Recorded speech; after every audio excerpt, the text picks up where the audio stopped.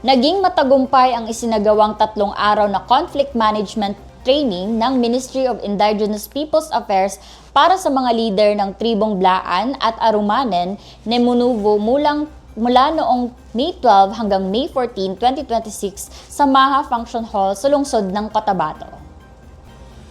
Layunin ng pagsasanay na palakasin ang kakayahan ng mga lider na katutubong pamayanan sa pagdugon ng mga sigalot, pagsusulong ng mapayapang dialogo, at pagpapahusay ng mga tradisyonal na mekanismo ng paglutas ng alitan sa kani-kanilang komunidad.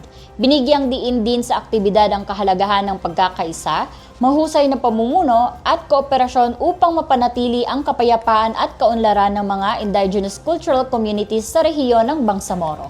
Aktibong nakibahagi ang mga tribal leaders sa iba't ibang talakayan, workshops at learning sessions na nakatuon sa conflict prevention, mediation at community-based peace-building approaches. Nagpahayag naman ng taus-pusong pasasalamat ang mga leader ng tribong Blaan at Arumanen Nemunuvo sa pamunuan ng MIPA sa pagbibigay ng oportunidad na makadalo sa naturang pagsasanay. Malaki umano ang naitulong ng aktibidad sa pagpapalawak ng kanilang kaalaman at kakayahan sa pagpapanatili ng pagkakaisa at mapayapang paglutas ng mga sigalot sa kanilang komunidad.